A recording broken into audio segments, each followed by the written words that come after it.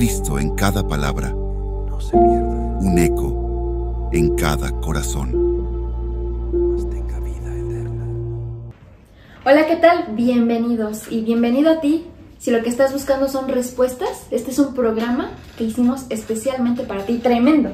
¿Me presento? Yo soy Dorian, ya me han conocido antes y tengo el privilegio de poder estar aquí de nuevo. Y tenemos aquí, estrenando compañero a... Sí, gracias a Dios, por voluntad de Dios aquí estoy con ustedes. Es la primera vez que participo en este gran proyecto y la verdad es que estoy muy emocionado, también nervioso, pero voy a intentar que me gane más la emoción. Pero di tu nombre, Chucho. Ah, sí. Bueno, me llamo Jesús Rivas, me pueden decir Chucho. Por si me ven en la calle, ahí me pueden llamar así. Señor Chucho, porque aparte ya es señor, ¿eh? Sí, ya estoy casadito. Ya tengo dueña.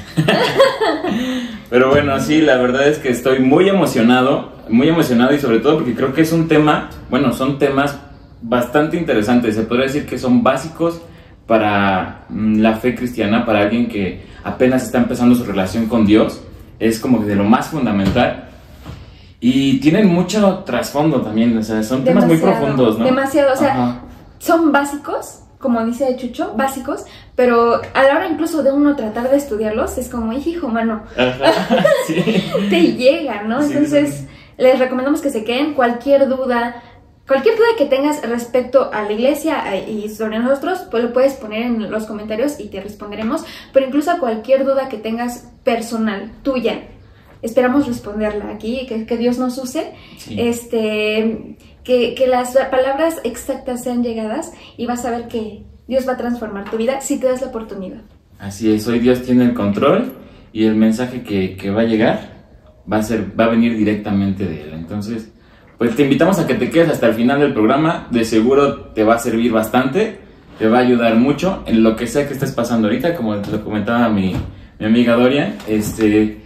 Y bueno, no sé, ¿qué más? ¿Por dónde empezamos? Por el dato curioso, ¿te Ah, sí, parece? cierto, sí.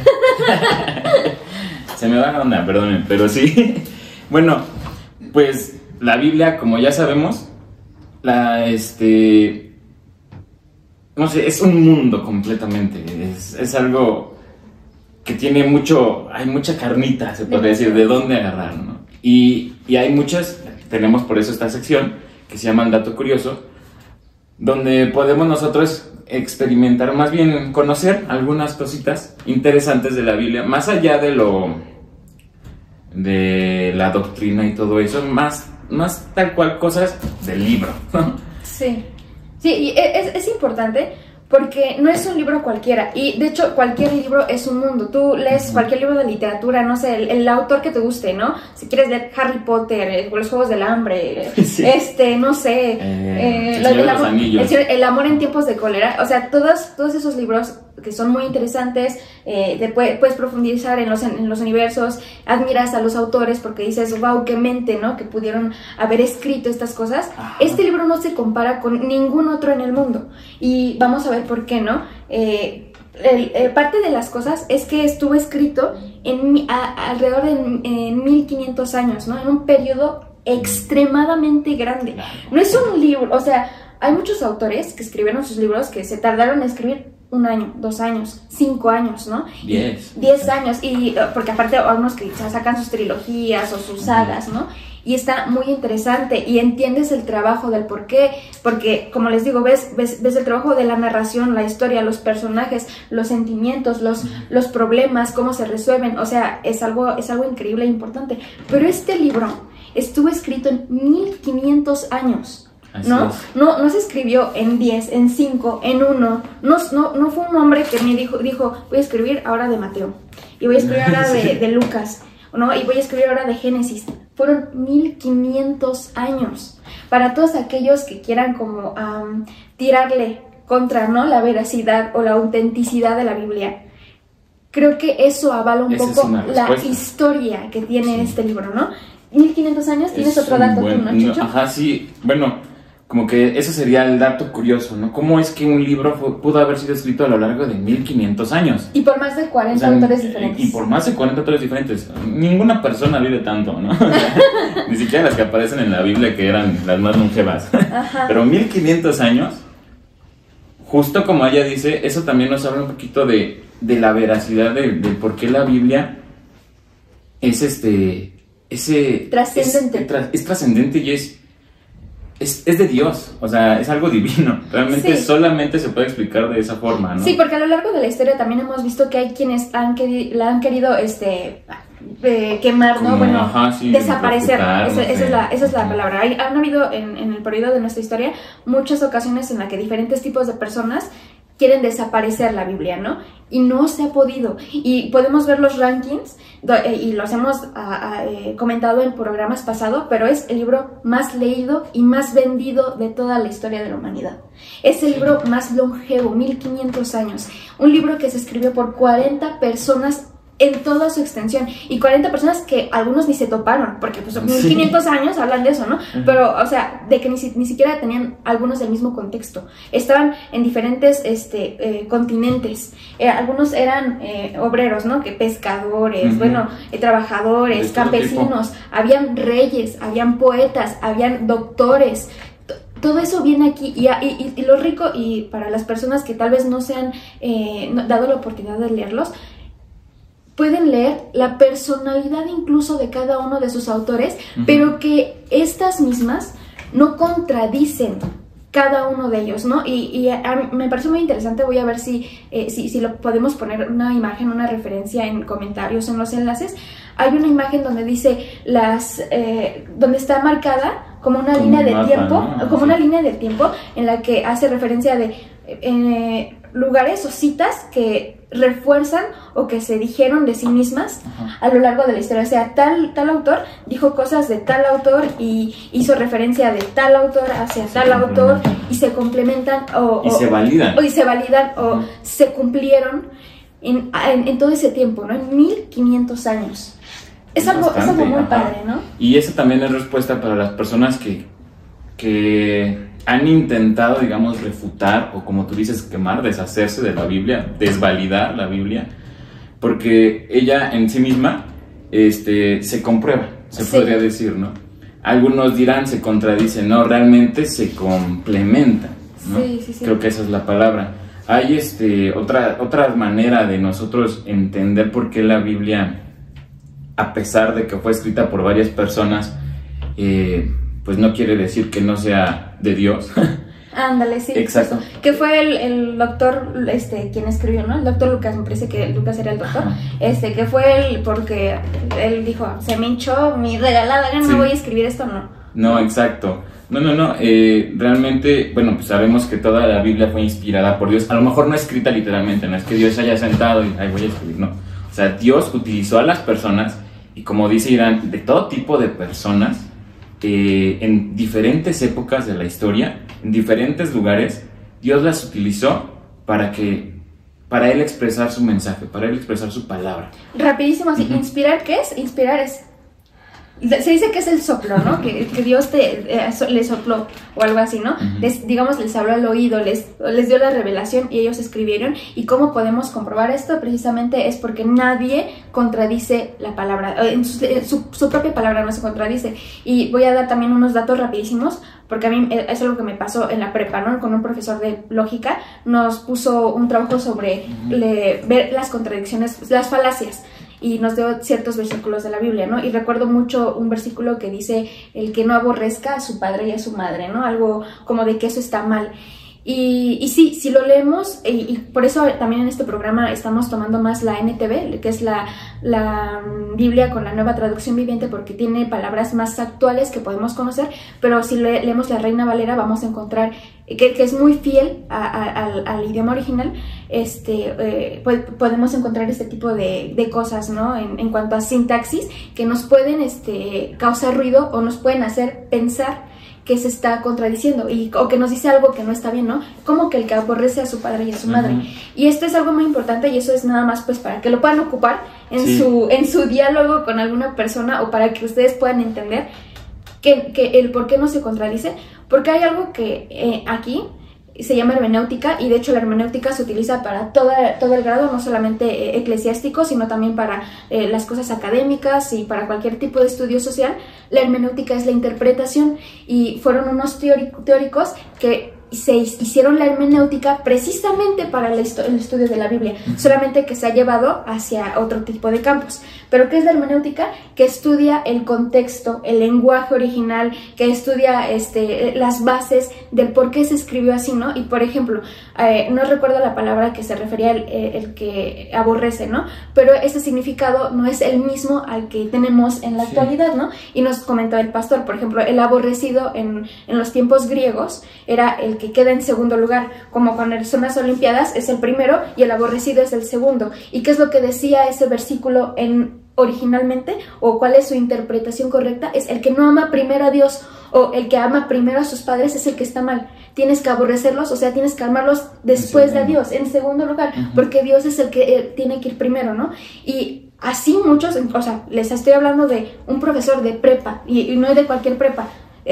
Por la gloria de Dios, por la honra, me permitió ir en prepa de la UNAM, ¿no? Un profesor maestro en lógica no se tomó la molestia de tener ese estudio hermenéutico, ver el idioma griego en el que se escribió, las palabras, el contexto, ¿no? Para comprobar que no se contradice, ¿no? Y así nos dio muchos versículos, ¿no? Que tú los lees así a simple vista con una Reina Valera y puedes decir sí se contradice. Tiene razón, como que me está diciendo esto, ¿no? Pero si podemos ir a más profundidad y lo puedes comprobar, es algo muy grande. Creo ¿no? que al final es como la interpretación. O sea, muchas veces nosotros no tenemos todo el contexto para interpretar de la mejor manera la palabra, ¿no? Sí. Y ahí es donde también nos toca a nosotros prepararnos y meter nuestro interés e indagar más a fondo en lo que realmente Dios nos quiere decir, ¿no? Y me gustaría nada más, antes de terminar esta sección, rescatar una parte que creo que es muy importante, que a pesar de que la Biblia fue escrita a lo largo de 1500 años, sigue vigente ahorita. Sí. Es el libro más actual, que podríamos decir. O sea, algo que fue escrito hace más de 1000 años, a ti y a mí, si lo leemos ahorita, nos vuelve a sonar, y estoy seguro que a ti también. Y nos hace llorar, ¿no? Y es que eso es también parte de lo mágico, si quieren llamarlo así. Es parte del poder de Dios, que sabe de qué manera nos habla a cada uno de nosotros. Es personal. Y en qué momento. Es personal, ajá, exacto. Eso es algo que a mí me encanta en el momento de leer la Biblia y todo eso. Sí. Y también pues, es lo que nos hace este dato curioso más interesante, que realmente nos da base, es no es cualquier libro, ¿no? Les estamos enseñando qué clase de libro es. Sí, la verdad que sí. Échense un clavadito a la Biblia y les aseguro que les va a sorprender. Y bueno, damos cierre a este dato curioso para que tengan algo de qué hablar con sus amigos, con su tía, a la que siempre pregunta si ya tienes novio en las en las fiestas. Con tu tía. No, mi tía no me las pregunta, pero conozco de otras. Y bueno, terminamos, vamos a empezar con otra sección. Pasaje bíblico.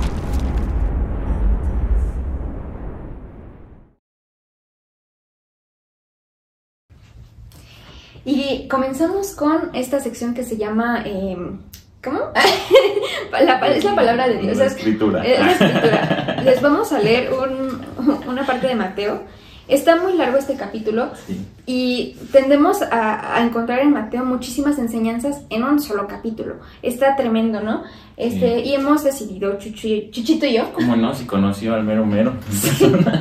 Sí, o sea, registró tal cual todas las enseñanzas. Ajá. Y están todas muy, muy, muy bonitas, muy fuertes y con muchísimo que aprender. Pero vamos a hablar precisamente de la parábola del sembrador. Que es muy básica, o sea, hay canciones sobre ella, hay a los niños siempre se les enseña y se me hace una parábola muy bonita, incluso a mí es como tal vez de las preferidas porque está muy linda, ¿no? Sí. Y entonces vamos a tratar de... Sí, tiene mucho mensaje. Sí.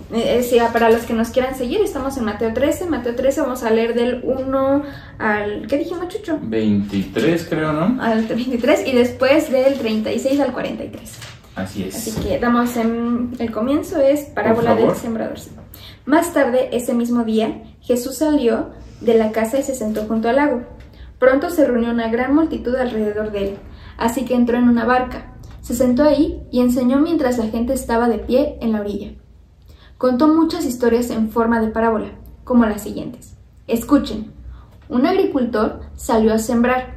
A medida que esparcía las semillas por el campo, algunas cayeron sobre el camino y los pájaros vinieron y se las comieron. Otras cayeron en tierra poco profunda con roca debajo de ellas. Las semillas germinaron con rapidez porque la tierra era poco profunda. Pero pronto las plantas se marchitaron bajo el calor del sol y, como no tenían raíces profundas, murieron. Otras semillas cayeron entre espinos, los cuales crecieron y ahogaron los brotes. Pero otras semillas cayeron en tierra fértil y produjeron una cosecha que fue 30, 60 y hasta 100 veces más numerosa de lo que se había sembrado. El que tenga oídos para oír, que escuche y entienda. Sus discípulos vinieron y le preguntaron: ¿por qué usas parábolas cuando hablas con la gente? A ustedes se les permite entender los secretos del reino del cielo, les contestó, pero a otros no. A los que escuchan mis enseñanzas se les dará más comprensión y tendrán conocimiento en abundancia, pero a los que no escuchan se les quitará aún lo poco que entiendan. Por eso uso estas parábolas, pues ellos miran, pero en realidad no ven, oyen, pero en realidad no escuchan ni entienden. Por esa forma se cumple la profecía de Isaías que dice: cuando ustedes oigan lo que digo, no entenderán. Cuando vean lo que hago, no comprenderán. Pues el corazón de este pueblo está endurecido, y sus oídos no pueden oír, y han cerrado los ojos. Así que sus ojos no pueden ver, y sus oídos no pueden oír, y su corazón no puede entender. Y no pueden volver a mí, para que yo les sane.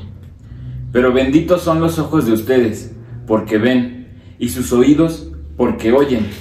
Les digo la verdad, muchos profetas y muchas personas justas anhelaron ver lo que ustedes ven, pero no lo vieron. Y anhelaron oír lo que ustedes oyen, pero no lo oyeron. Escuchen ahora la explicación de la parábola acerca del agricultor que salió a sembrar. Las semillas que cayeron en el camino representan a los que oyen el mensaje del reino y no lo entienden. Entonces viene el maligno y arrebata la semilla que fue sembrada en el corazón. Las semillas sobre la tierra rocosa representan a los que oyen el mensaje y de inmediato lo reciben con alegría. Pero como no tienen raíces profundas, no duran mucho. En cuanto tienen problemas o son perseguidos por creer la palabra de Dios, caen.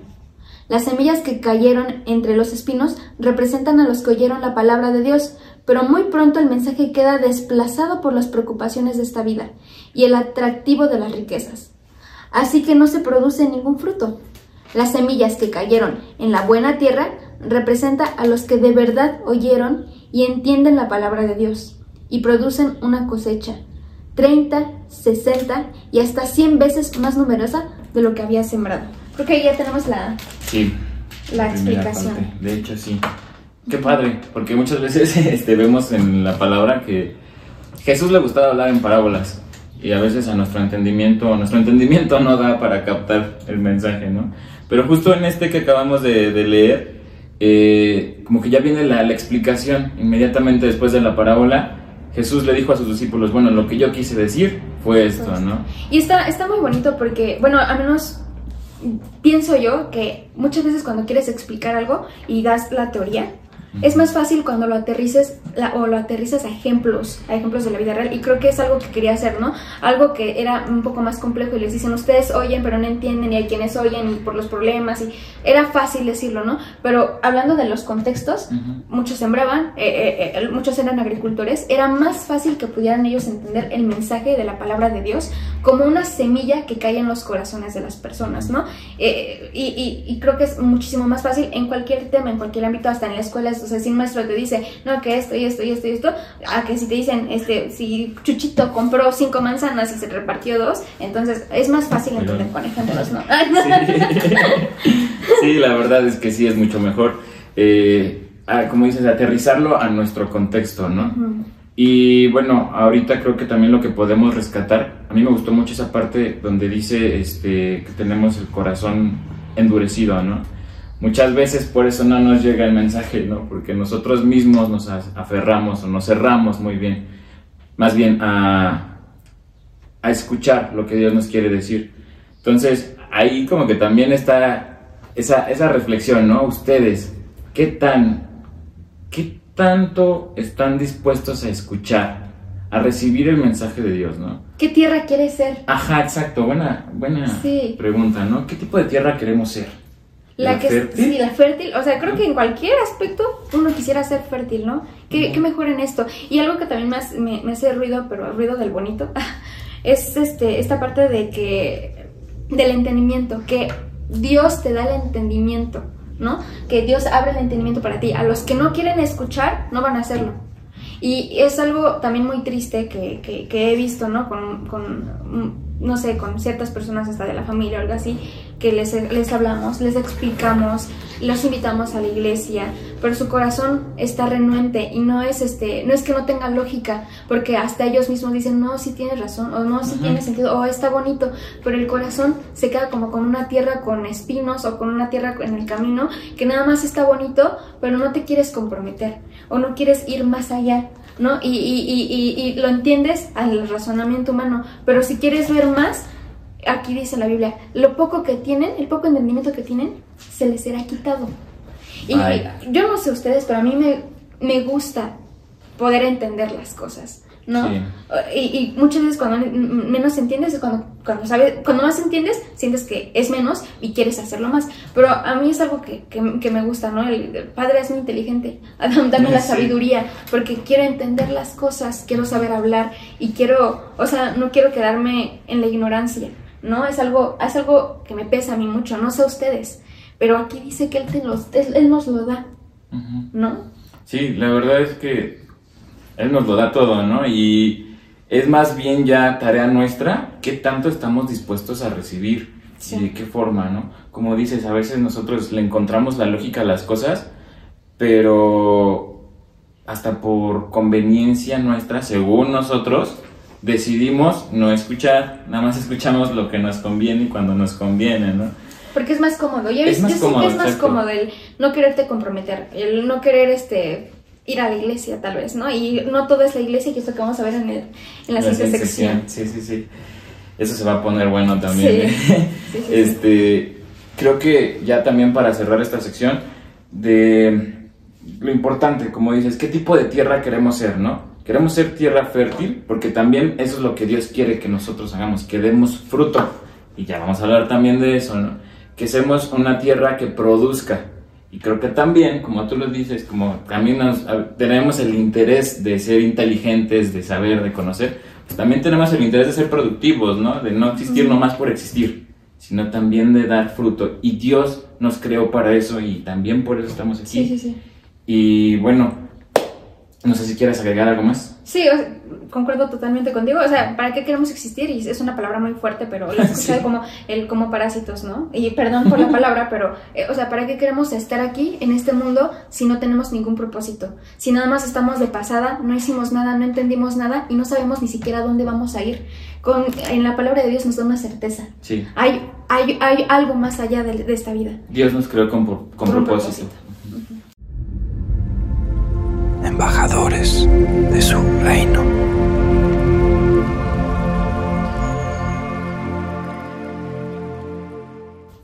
Y ahora sí se viene lo mero bueno. Bueno, no es lo mero bueno, pero nos gusta. Sí, es un tema que nos gusta. Sí. Y no sé, me da cierto miedo por lo que vamos a decir. No sé tú. Pues un poquito, pero no hay que preocuparnos, ¿no? Me emociona este tema. Este tema lo llamamos embajadores del reino, embajadores de su reino, de Dios. Como ya había dicho también en otro programa, es de mis secciones favoritas y muy comprometida, la verdad, también. Este tema, sí. ¿Quieres decir cuál es el tema, Chucho? Sí, pues prácticamente a mí me gustaría nombrarlo el arte del autoengaño. No es realmente ese tema, ¿verdad? Está buenísimo, pero, me gusta, le dejamos así. No, ya, el tema formal podría decirse que es los puentes que no alcanzan. Sí. ¿Y qué no alcanzan? ¿A qué nos referimos con que No ¿Alcanzar qué? Alcanzar la salvación. Alcanzar la salvación, así es, acercarnos a Dios. Pero eso de el arte del autoengaño me encanta. Sí, Yo porque, creo que bueno, está ahorita perfecto. vamos a ver por qué, ¿no? Yo creo que sí es mucho... Es una pedrada, pero sí a todos, a cada uno de nosotros. Sí, la verdad que sí. Empieza Chucho. Bueno, pues, ¿qué les parece si platicamos un poquito acerca de la salvación, no? O sea, no alcanza para la salvación, pero pues, ¿qué es la salvación? ¿O por qué? ¿Por qué necesitamos ¿Por qué ser salvados? ajá, ¿De ¿por qué qué? necesitamos ¿De qué ser vamos a ver? salvados, no? Ok, Exacto. ok. Bueno, creo que me gustaría definir la palabra salvación, o bueno, compartirles esa definición como ese regalo que Dios nos da, ¿no? A través de su gracia. La vida eterna que Él nos promete y que nos la da por su gracia. Justo por eso creo que se me hace difícil este tema, porque para cualquier persona que no ha entrado en este conocimiento con el Dios verdadero, es muy difícil poder aceptar, poder entender que esta vida es finita, pero tenemos una vida eterna. Y entenderla como real, como verdad, es muy difícil, siento yo. Por eso creo, pero tomando en cuenta y hagamos y pensemos que todos sabemos que hay una vida eterna. Sí. Porque es real. No hagamos, sí, con certeza. Con certeza, ¿no? Existe una vida existe eterna. una vida eterna. Sí estamos aquí de paso y nuestra línea de vida tiene, si bien nos va que 80 años, 90 años. Pero 90. Pero una eternidad. ¿Y cómo quieres pasar esa eternidad, no? ¿En el sufrimiento o en paz, conociendo a tu Creador? Creo que eso es lo importante, ¿no? ¿Y cómo vamos a llegar a esa salvación? En todas las religiones se puede entender esto como el paraíso. ¿Cómo vamos a llegar allá? Es falso eso que se dicen, como todos los caminos llegan a Roma. Todos, No. o sea, todos nos llevan a Dios.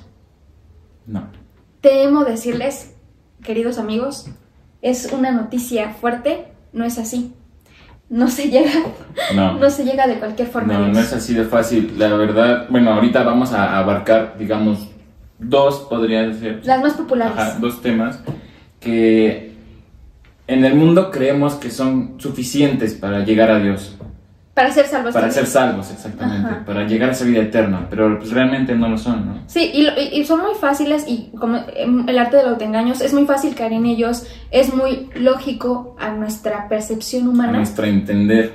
Pero no, incluso dicen, ay, es muy bueno, se va a ir con Diosito, ¿no? Y ay, fuiste muy bueno y ya te ganaste el cielo, ¿no? Y podemos entender que no, y como también recordemos que todo lo que decimos está basado en la Biblia, ¿no? No es lo que Exacto. creo yo, lo que cree Chucho, lo que sentimos, lo que me dijo mi mamá, es lo que dice la Biblia.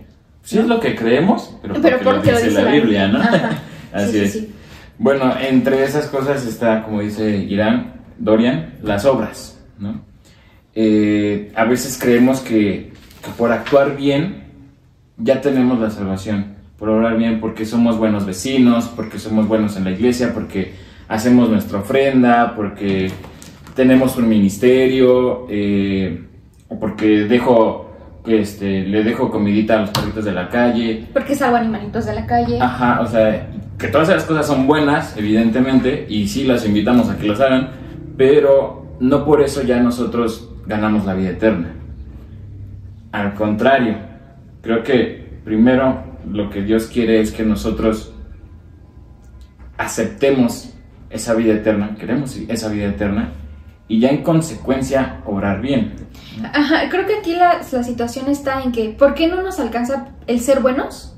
¿Por qué no me va a alcanzar? ¿Por qué no me alcanza el ser buena vecina, buena hija, buena novia, buena estudiante, buena trabajadora, honesta, una ciudadana? ¿Por qué no nos alcanza? Y es algo muy válido, ¿no? ¿Por qué no nos alcanza? Porque esto no quita el pecado. Y podemos, y si pudiéramos ver con una lupita que nos explayara el corazón de las personas, no siempre va a ser honesto, ¿no? Tú tal vez, y conoceremos casos, ¿no? De, no sé, pongamos un ejemplo, un millonario que donó tanto para los niños con cáncer y todo esto y las enfermedades y buenas obras, ¿no? Porque donó muchísimo dinero.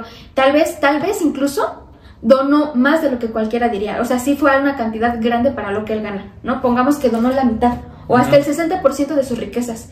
Diríamos, qué buen hombre. ya se ganó el cielo, como dicen. Pero ¿por qué eso no? Porque tal vez, nosotros no lo sabemos, pero Él conoce su corazón y Dios conoce su corazón. ¿Por qué lo está haciendo? ¿Quiere quedar bien? ¿Cree que para eso le alcanza?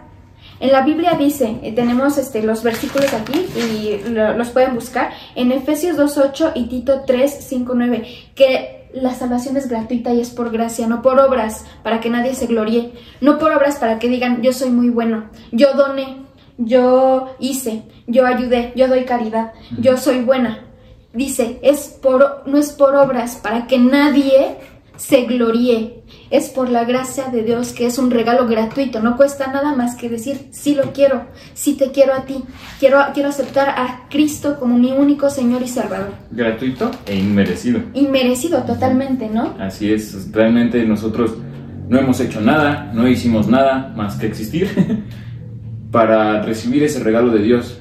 ¿Por qué Dios nos va a regalar algo que ni siquiera merecemos? Simplemente porque es su naturaleza, porque Dios es bueno por naturaleza. Y si Dios es infinito, así también es su bondad. Y nos ama tanto que nos regala esa salvación de poder estar con Él en la vida eterna. Así nomás, ¿qué es lo único que podríamos decir que tenemos que hacer?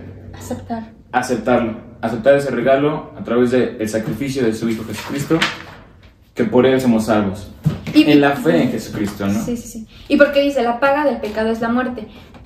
¿Qué es la paga del pecado? Y también otro versículo que hay que rescatar. Dios dice que no hay ni un justo, ni a un solo uno. O sea, aquel que se crea soy bueno. Yo, por ejemplo, puedo decir no soy buena, yo no soy infiel, yo no robo, yo, no sé, cumplo con tales cosas, ¿no?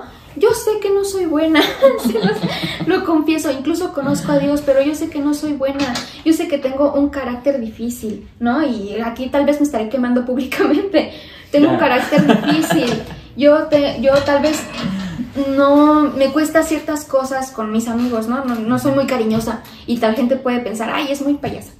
O no sé, es muy fría. ¿Sí? O esto. Yo sé que, o sea, el pan de Dios no lo soy. Incluso las personas que digan es un pan de Dios, es amable, seamos sinceros, no somos del todo buenos. En algún momento hemos mentido, y incluyendo esas mentiritas blancas, ¿no? El que te preguntan, ay, ¿cómo estás? Ah, estoy bien, y estás mal. Incluso eso sí cuenta, es una mentirita. No, que tu esposa te dice, oye, mi amor, no sé qué esto, y tú le mentiste nada más para que no se enojara. Ay, sí, fui con mi amigo, pero como no le cae bien mi amigo, le voy a decir que estuve trabajando. Y aunque no hayas hecho nada malo, aunque no hayas, o sea, nada más fuiste a ver a tu amigo, ¿no? Pero porque sientes que ella se va a enojar y ya le mentiste. Pero ya es mentira. Pero ya es mentira, o bueno, omitiste eso. Ya es algo, cada día hay una piedra, algo que sabemos que está mal, y dice la palabra de Dios, la paga del pecado es muerte. ¿Y cuál es esa paga para nosotros? ¿Qué es lo que aceptamos? Fue la muerte de Cristo en nuestro lugar, fue su sangre derramada en nuestro lugar, ¿no? Y rapidísimo, el otro puente que tenemos, que también es muy, muy controversial, es la religión. El puente falso, el autoengaño de la religión. Y no vamos a quemar aquí ninguna religión, porque incluso el cristianismo podría funcionar. ¿Por qué es esto? ¿A qué nos referimos? ¿A qué nos referimos? A pensar que por ir a la iglesia, por asistir, no sé, cumplir con los rituales, ¿no? Que por estar aquí. Digamos, en la religión popular, que muchos venimos de allá, por ejemplo, es que el catecismo y o sea, ciertos documentos o papeleo como casi para la tesis, ¿no? Al titularte, tienes que cumplir esto y para que te cases y no sé qué, shalala. Tal vez aquí en el cristianismo no tenemos tanto esos rituales, pero funciona como de que si estoy yendo a la iglesia, si estoy en la alabanza, si doy mi diezmo, si ofrendo, ya cumplí. Cuando no es así, no es por creer nada más y asistir a la religión y pensar que ya con eso y que mi corazón está igual y afuera estoy como si nada y no estoy dando frutos de ese amor que Dios me da. Y también voy a decirlo, es difícil siempre poder ser impecable, ¿no? Sí. Pero está en nosotros, que es un trabajo de cada día, acercarnos a Dios y pedir perdón y esforzarnos y buscarle para poder corregir todas esas cosas. Todo eso que mencionas, que a lo mejor podría caer en el fanatismo de una religión. Justo eso. Pues todo ese tipo de cosas a la mera hora pueden ser vanas si realmente no las hacemos con amor a Dios, ¿no? Creo que lo que podríamos ahorita también rescatar o ciertas palabras clave que podremos rescatar de este mensaje, es que una cosa es la salvación, que Dios nos da por gracia. Otra cosa sería a lo mejor la santificación, que es ya en consecuencia de nosotros haber aceptado la gracia de Dios, el regalo de Dios. Y esa santificación es la decisión, ya ahí sí ya requiere de nosotros, ¿no? La salvación Dios nos la da porque Él quiere. Pero ya nosotros llevar una vida santa ya es decisión nuestra. Y aquí es donde yo creo que se complica, ¿no? Porque ya depende de nosotros también. Y me refiero en depende en nosotros tomar la decisión. Porque hasta eso, si nosotros queremos hacer todas esas cosas por nuestra cuenta, no va a funcionar. Por nuestra cuenta, no, por nuestras propias fuerzas nunca va a salir nada bien. Siempre nosotros hay que confiar en Dios, aferrarnos a Él. Por algo aceptamos al Espíritu en nuestro corazón. Hay que dejarnos guiar por Él. Exactamente. Y ya de ahí se va a ver reflejado en nuestras obras, ¿no? Sí, justo, el estar en una religión o pertenecer a una iglesia no asegura que tu corazón conozca a Dios. Exacto. Y aquí hay unos versículos que tenemos en nuestro manual, que es Hechos 17, 22 al 23. Ahí, para resumírselo, quien lo quiera buscar y leer, Pablo llega a Grecia, no me acuerdo bien en qué ciudad, y tienen muchos altares. Incluso tienen un altar en el que ponen para el Dios no conocido. O sea, por si les faltó alguien a quien adorar, lo ponen, ¿no? Al Dios no conocido, ¿no? Pero ellos, en su religión, porque aquí hablamos de cualquier religión, ¿no? En su religión estaban adorando, y con eso ya se estaban ganando su salvación, adorando a Atene, a todos sus dioses, e incluso al Dios no conocido. Llega a Pablo y les dice, de ese Dios del que no conocen es el que les vengo a hablar, ¿no? Y otros versículos es Isaías 1, 12, 16 y Marcos 7, 6, 7. Ahí nos hablan de que, por ejemplo, el pueblo de Dios estaba cayendo en este fanatismo, en esta religiosidad en el que estaban presentando holocaustos y dando no sé qué y alabando, y Dios les dice palabras bien fuertes, ¿no? Les dice, hipócritas, no me sirve de nada sus sacrificios, sus holocaustos, no me sirven sus cantos, los instrumentos que tocan, no los escucho. Está muy fuerte. Les dice, yo no los estoy volteando a ver. Sus oraciones, no estoy inclinando mis oídos, no los escucho porque sus corazones están mal, porque nada más es como cumplir esto, por cumplir, pero no me aman, no me buscan, no es genuino. Y eso es a lo que nos referimos con la parte del puente de la religión que sea, cristianismo, catolicismo, testigos de Jehová, cualquier religión entra en esto, en el fanatismo. Si tú piensas que por ser cristiano o porque ya conoces a Dios y ya estás yendo a la iglesia, estás cumpliendo, estás cayendo en un error, porque Dios te dice, y qué fuerte de pensarlo así, no te escucho, ¿no? Que estés yendo a la iglesia no me sirve, no cumples, no estás checando el checador como en el trabajo, ya entra al cielo. No, Él lo que quiere es tu corazón. Exacto. Que tú le ames, que tú le busques, ¿no? Y es algo que, o sea, ya para resumir, no nos alcanza el fanatismo en la religión. Ni las buenas obras. Por mera obra. Porque no tenemos cómo pagar esa entrada al reino de Dios. Exacto, no es como que Dios vaya a estar con una balanza ahí en el día del juicio diciendo, a ver cuántas fueron tus obras buenas o tus obras malas, porque al final de cuentas, como Dios por su naturaleza es bueno, así también nosotros por naturaleza somos pecadores. Entonces, pues va a haber obras malas, y ya con una sola que haya, ¿tú no la paga del pecado es la muerte, ¿no? Sí. Entonces, por eso es que decimos que no es por obras, sino es por su gracia. Sí. Y hay muchas cosas que las tomaremos en nuestros programas. Por ejemplo, esto de que Dios sí va a poner una balanza, y sí va a poner una balanza en tus obras, pero va a ser por otra cosa, no precisamente para decidir salvarte. Si te salvas o no, exactamente. Ajá. Es porque Dios nos va a dar galardones, así que va a estar también padre. Por eso es que también las obras sí son importantes. También hay que aclarar esa parte, ¿no? O sea, no es que no sea importante ser bueno, no, al contrario, Dios eso es lo que nos llama a hacer, ¿no? Pero antes que cualquier cosa, Él. Sí, Pablo dice que conocen mi fe por mis obras, ¿no? O sea, ya no vas a hacer buenas obras pensando que es por eso, sino que tus buenas obras, como tú bien decías, son las consecuencias y el reflejo de tener esa comunión con Dios, de haber conocido a Dios, ¿no? Sí, y pues ya con eso podemos terminar. Los invitamos a reflexionar si realmente nosotros, pues nada más... ¿Estamos autoengañándonos? Autoengañándonos, exactamente, nada más de boca para afuera, o si realmente también en nuestro corazón sentimos ese cambio, ¿no? Sentimos a Dios. Bueno, ¿algo más que quieras tú agregar? Y quiero concluir nada más. Échatelo. No, o sea, de que ya es todo muy fuerte. Cualquier pregunta, cualquier duda, cualquier reclamación, la pueden poner en los comentarios en nuestras redes sociales. Les responderemos. Hay cosas muy extensas y preguntas que sabemos que les vendrán en la mente. Yo las tengo, pero no se las quiero soplar. Quiero que ustedes no las digan, para que podamos tener esa comunión, todos nosotros, y también dar la entrada al mensaje que tenemos, que les vamos a presentar. Va a estar bien bueno también. Buenísimos, ¿no? Sí, los vamos a dejar con nuestro hermano Asael.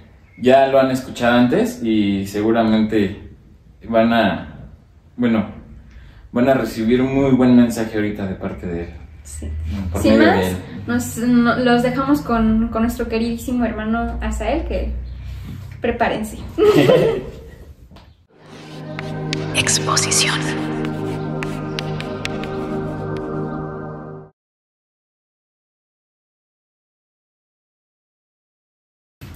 Ok, mi nombre es Asael y quiero compartir en esta mañana un pasaje bíblico que se encuentra en Filipenses 4, 6 al 7. Pero antes de leerlo, quiero comentar con respecto a la pregunta que se hace en esta mañana, en este mensaje. ¿Cómo vivir la fe en tiempos difíciles? Una pregunta que puede ser fácil de responder, pero a la vez difícil. ¿Qué es la fe? ¿Cómo puedo utilizar la fe para vencer o salir victorioso en una situación difícil? Llámese enfermedad, llámese cuestión económica y algo muy importante, llámese de pecado también. Filipenses 4, 6 al 7 nos da una ligera introducción a este tipo de situaciones que podemos estar viviendo. Ya sea que conozcas de la palabra de Dios o no conozcas, pero al final de cuentas, la palabra de Dios nos va a dar la solución a ese tipo de problemas. Y voy a leerlo. Y dice de esta manera: por nada estéis afanosos, sino sean conocidas vuestras peticiones delante de Dios en toda oración y ruego con acción de gracias. Y dice el 7, y la paz de Dios, que sobrepasa todo entendimiento, guardará nuestros corazones y vuestros pensamientos en Cristo Jesús. Hay palabras así, claves en este pasaje, interesantes, que nos van a dar la solución a esta pregunta: ¿cómo vivir la fe en tiempos difíciles? Esta palabra que a mí me llama la atención es afanosos. ¿Y qué significa la palabra afanosos? Bueno, podemos dar varios significados, pero la Biblia, de acuerdo a lo que dice, es una preocupación excesiva. Es decir, me preocupo tanto por resolver aquel problema que me olvido de lo más relevante. Voy a poner un ejemplo. La persona que trabaja para mantener su familia se preocupa tanto en darles una casa. No es malo, claro que no. Es aceptable. Pero ¿qué pasa? Se enfoca tanto en su trabajo que olvida a su familia. Descuida a su familia. Cuando se da cuenta, el tiempo ya ha pasado, los hijos han crecido y no pudo en realidad convivir con ellos. Y se los digo por experiencia. A mí me pasó. me dediqué tanto a mi trabajo que cuando me di cuenta, mis hijos ya estaban grandes. Ahora, ¿es malo el preocuparse? ¿Es malo el querer darle a la familia lo que se necesita? No, claro que no. Es bueno. La situación es que cuando yo me afano, me olvido de cosas que son prioritarias. Ahora, hay resultados negativos cuando yo me afano y es una preocupación excesiva y tiene efectos, y esto yo lo veía el día de ayer con una persona que hablaba de esto y decía, cuando una persona se preocupa demasiado, hay efectos negativos en el cuerpo. Estrés, angustia, miedo, el no poder, el no lograrlo. ¿Y qué pasa? La persona se viene abajo. Entonces, el ser afanoso no es tan agradable ni es tan bueno. Más cuando hay efectos negativos.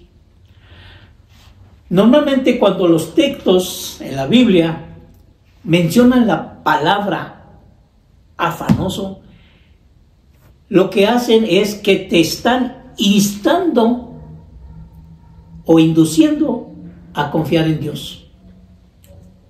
Ahí es, y ahí está la respuesta. ¿Cómo vivir la fe en tiempos difíciles? ¿Qué es la fe? ¿Qué es la fe? Bueno, Hebreos 11:1 nos los va a definir. Y aclaro, lo que estamos viendo, todo lo vamos a contestar conforme a las Escrituras. No es lo que yo creo, no es lo que yo pienso, ya lo dije en un programa pasado. Es qué dice la palabra de Dios. Y la contestación de lo que es fe es muy interesante. Dice que fe, en Hebreos 11:1 dice, es pues la fe, la certeza de lo que se espera, la convicción de lo que no se ve. Como que no está muy claro, ¿verdad? Ok, voy a poner un ejemplo. Tú eres un trabajador y dices tú, yo tengo fe. Yo sé que el Señor está conmigo. Aunque no conozcas de la palabra de Dios, mucha gente dice yo tengo fe. Y tiene fe de acuerdo a lo que él cree. Y esta persona trabaja y sabe que el día 15 o el fin de semana va a recibir el pago de su trabajo. Pero él dice tengo fe. ¿Será fe eso? Pues no, porque él ya está seguro de lo que va a recibir. Él está seguro que el día 15 o el fin de semana va a recibir su paga. Eso no es fe. Pero ¿qué pasa? Si el Señor se queda sin trabajo, lleva un día, 2 días, lleva una semana y no percibe él ya lo que antes percibía. Tiene que tener fe para pensar que Dios le va a suplir su necesidad.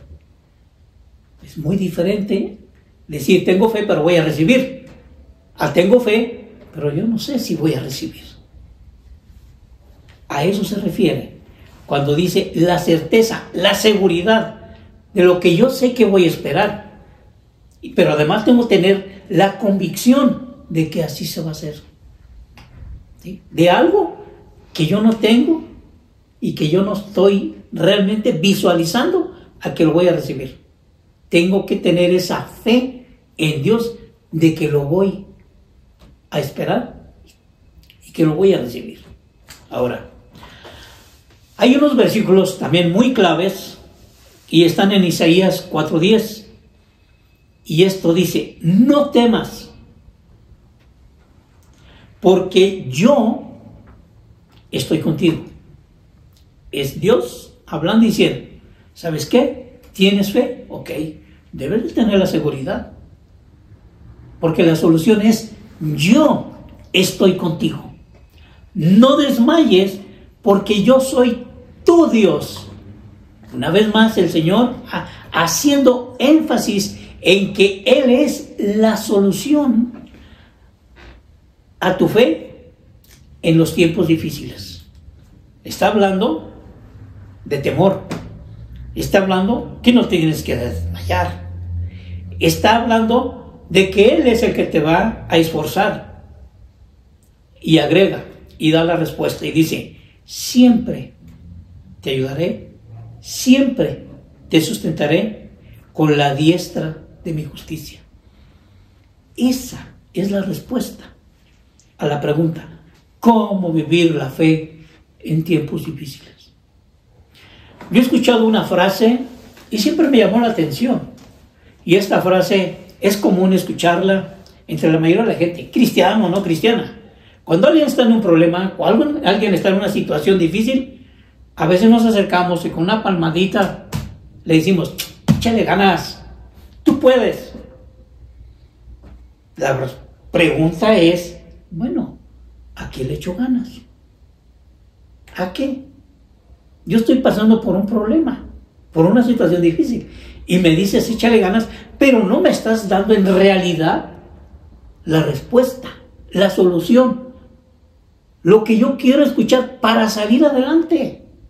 ¿Cómo? Y así lo hacemos.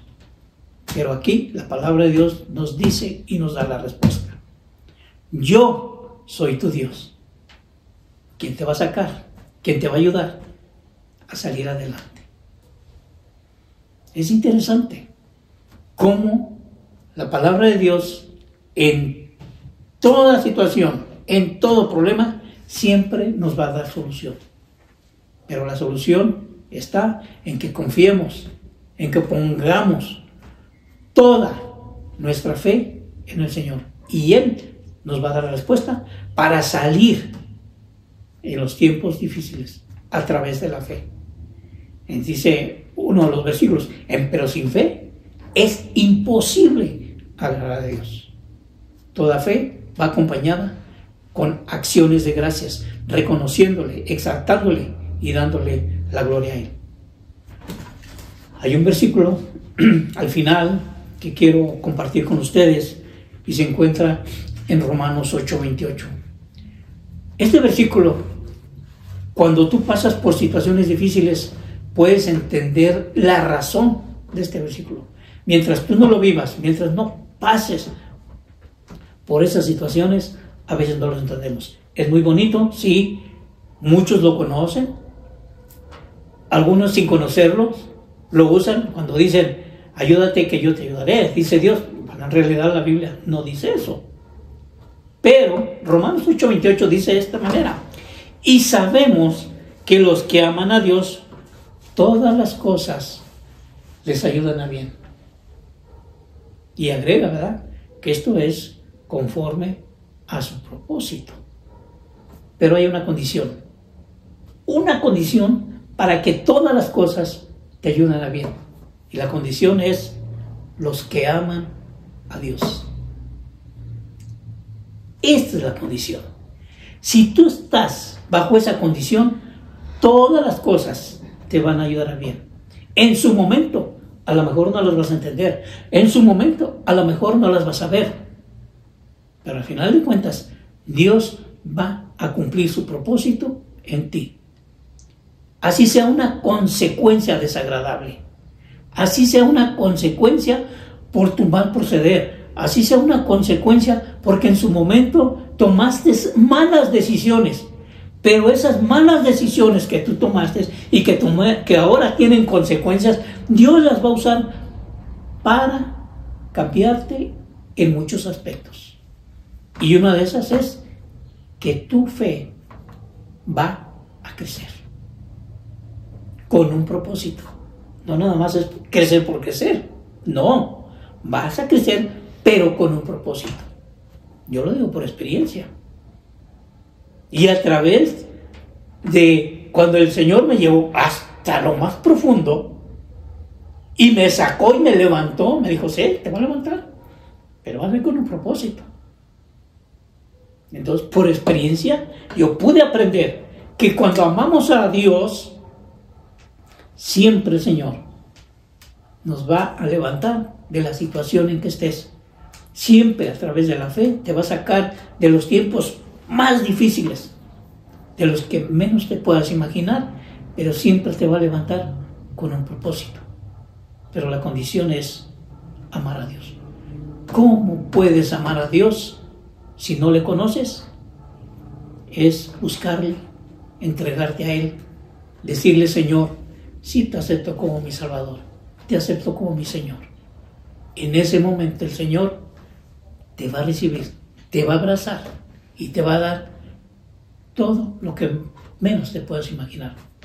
Te va a dar la santificación, te va a dar la justificación, te va a perdonar, te va a salvar y te va a dar la vida eterna. Todo ese regalo va incluido simplemente por decirle: sí, Señor, te acepto. Y eso quiere decir que la sangre que Él derramó en la cruz va a tener un resultado en ti y en mí y en todos aquellos que no le conocen y se acercan y buscan al Señor. El Señor los va a rescatar, los va a salvar y nos va a cambiar y nos va a dar una vida nueva. Y a esta vida nueva se le conoce como un nuevo nacimiento. Que Dios te ayude, que Dios nos guarde y nos ayude siempre en los momentos difíciles a través de la fe puesta en Él, porque en ninguno, dice, hay salvación, en ninguno, más que en el Señor Jesucristo. Que Dios te bendiga y te guarde ahora y siempre. Y bueno, pues qué tremendo mensaje. La verdad, hermano, es un agasajo tenerlo siempre que está aquí con nosotros, porque su palabra, aunque ya conozcamos de esto, aunque ya lo hayamos leído, no sé, Chucho, cómo a ti te va, pero es como que llega directo al corazón, como los ecos de salvación. Sí, la verdad es que a mí se me puso la piel chinita estarlo escuchando aquí atrás y escuchar lo que Dios dijo a través de usted. De verdad que me cayó me cayó muy adentro, sobre todo la parte de... Bueno, el tema, la pregunta era, ¿cómo es que Dios, más bien, o cómo es que nosotros por medio de la fe podemos atravesar tiempos difíciles, ¿no? Y creo que la respuesta la podemos resumir que a través del amor de Dios, ¿no? Entonces, eso fue lo que a mí me cayó como que de mensaje. Es el amor de Dios el que nos ayuda a atravesar esos momentos difíciles. La decisión que nosotros tenemos que tomar al momento de acercarnos a Él es prácticamente como la decisión que tomamos con cualquier otra relación que tenemos en nuestra vida, ¿no, Irán? O sea, sí. Al final nosotros decidimos estar en esa relación. ¿Y qué nos exige esa relación? Pues nos exige compromiso. Amor. Exacto, ¿no? Sí, paciencia, ¿no? Es increíble, impresionante el amor de Dios y también cómo lo define la palabra, y seguramente lo veremos en próximos programas. Pero creo algo también importante es que esto, como decíamos, lo conocemos y es para todos, para quien no conoce de Dios, para quien apenas lo está conociendo. Dios te está hablando a ti, ¿no? Y nos habla a nosotros, porque es muy, muy fácil. Nosotros estamos aquí de sobremanera, ya lo sabemos, pero justo en el momento difícil en el que tú estás pasando y lo ves todo oscuro y tu corazón tiene tristeza, todo te está saliendo mal, Dios te llena. Te llega y te levanta y te dice eso, ¿no? No estás solo. Sí. Aquí estoy. ¿Qué miedo puedes tener? ¿Cuál es tu temor? Aquí estoy yo contigo, que soy tu padre. Y hermano, qué buen mensaje, nos da mucho gusto que haya estado con nosotros aquí compartiendo. Es un honor estar en este momento juntos y no sé si usted nos puede apoyar para la despedida. Por favor, antes que nada, con una oración. Sí, que este mensaje caiga en buena tierra, como lo vimos en Mateo, que sea una tierra fértil, que no haya estorbo, ¿no? Sí, y el que tenga oídos que oiga. Así es. Claro que sí, vamos a orar. Antes de orar nomás quiero hacer alusión a algo que escuché de una persona y que dijo: cuando Adán y Eva pecaron, dice, yo heredé la culpa. Cuando Cristo estuvo en el Calvario y murió en una cruz, heredé la gracia. ¿Qué? Hermosas palabras que nos hacen reflexionar. Vamos a orar. Bendito Dios y Padre nuestro, en esta hora, Señor, queremos darte la honra y la gloria a ti, porque digno eres de recibirla. Pero quiero pedirte en especial por todas aquellas personas que estén pasando por algún problema, por alguna situación, que sea por falta de fe, Señor, de que probablemente no puedan salir, Señor, adelante en los problemas económicos, en los problemas de salud, Padre Celestial, con problemas de pecado. Pero en esta hora yo te pido que tú llegues, Señor, a sus corazones, toques esos corazones, que tu Espíritu Santo les dé la fortaleza, Señor, que ellos estén seguros de que tú estás con ellos en este momento y que los vas a sacar adelante. Pero sobre todo, que ellos puedan reconocer que te necesitan y que la única manera de acercarse a ti es a través de su Hijo Jesucristo, de tu Hijo, Señor. Por lo tanto, yo te pido en esta hora que tú, Señor, toques sus corazones para que ellos puedan confesar que te aceptan a ti como su único y suficiente Salvador, su único Dios, el Dios de los ejércitos de Israel, el Dios todopoderoso, el Dios soberano. Bendito Padre Celestial, gracias por tus bendiciones y gracias por todo. En el nombre de nuestro bendito y Salvador Jesucristo. Amén, Señor Jesús. Amén. Ay, muchas gracias, hermano. De verdad es una gran bendición y sabemos que esto llega a nosotros y también llegará a ustedes toda esta hermosa palabra. Muchísimas gracias. Nos vemos en el siguiente programa. Nos despedimos a nombre de toda nuestra iglesia, nuestros pastores, la iglesia ISEM Coacalco, nuestros pastores Ana. Lirio Aguilera y no, Lirio Varela y Hugo Aguilera. Bueno, Lirio de Aguilera. Al revés. Les esperamos aquí con los brazos abiertos. Bye. Porque de tal manera amó Dios al mundo, que ha dado a su Hijo unigénito, Ecos de salvación. para que todo aquel que en él cree Cristo en cada palabra. no se pierda. Un eco en cada corazón.